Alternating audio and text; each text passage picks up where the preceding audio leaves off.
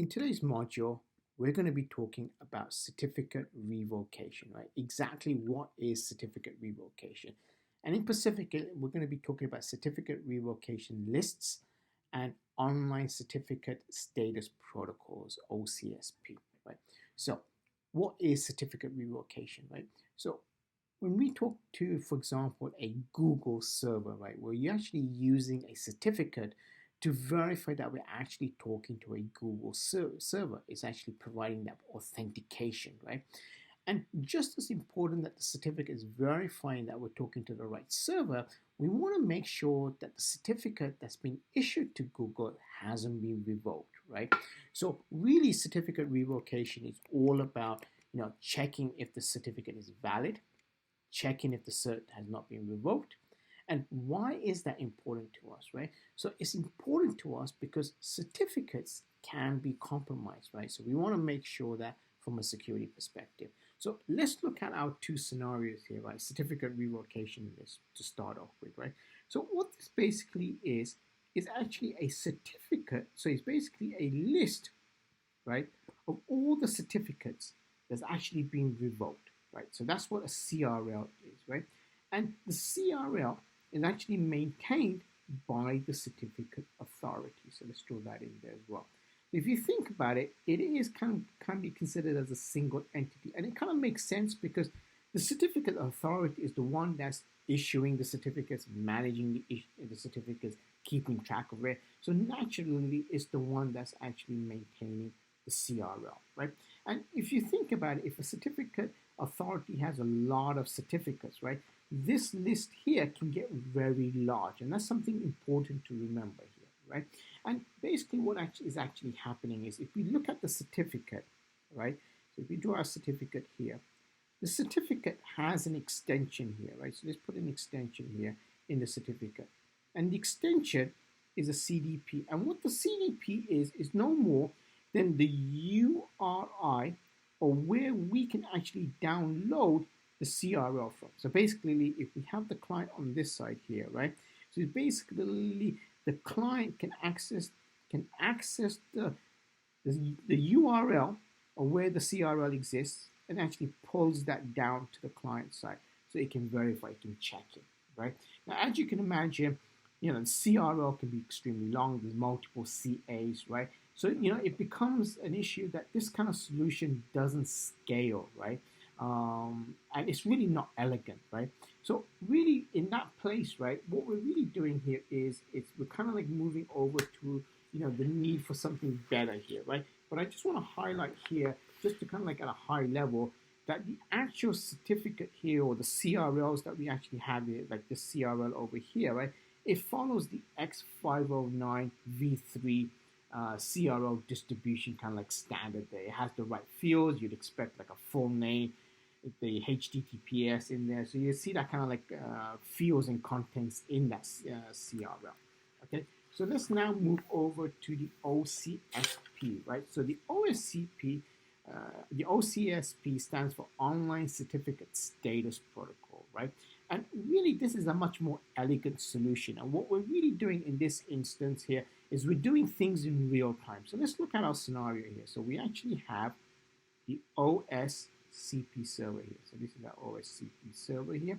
And if you look at immediately what we want to try to do here, the stark difference between the CRL and the OCSP is that on the CRL, the focus was on the client pulling down the actual CRL file, right? In here, the focus is on the actual server. The server is doing the work for us. So we're shifting the workload from the client to the server, right? And really the OCSP is maintained by the certificate authority, right? Similar to the CRL, right? So if you think about it, it is that single entity for us here, right?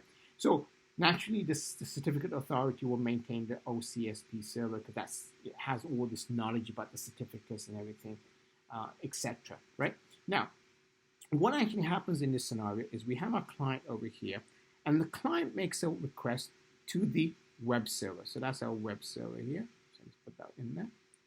And what happens as part of the OCSP is that the web server reaches out to the OCSP server to making a request to find, to basically verify that the certificate is valid, the certificate authority, in conjunction with the OCSP, sends that back with a stamp of approval. It stamps that. It's basically saying, yeah, the certificate on this web server is actually still valid. It hasn't been revoked, right?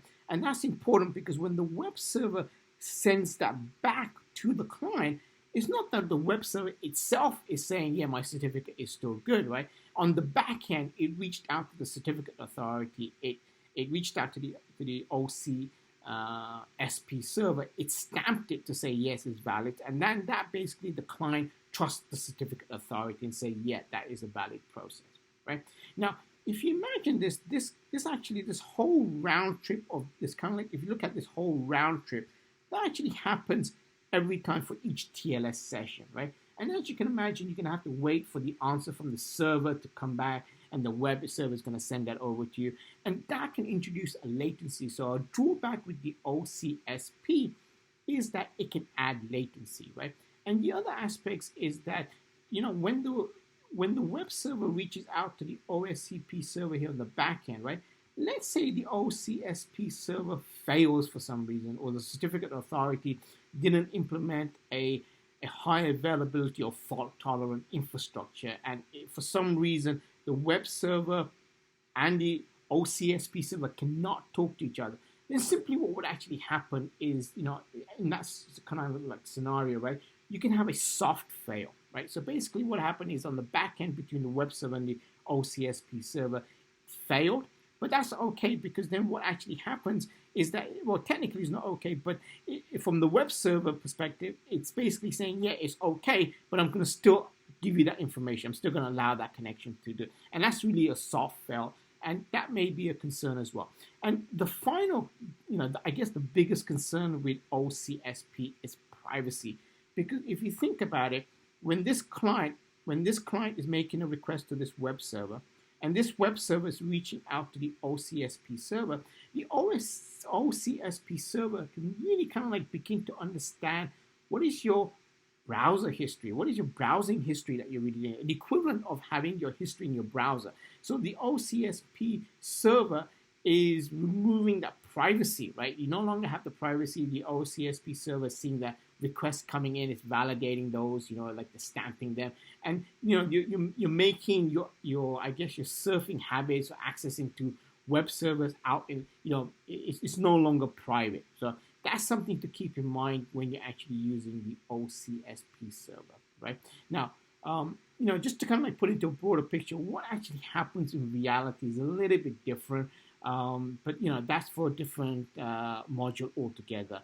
But in this session, I just wanted to advocate the importance of certificate revocation and discuss the two processes of the CRL and the OCSP. Thank you.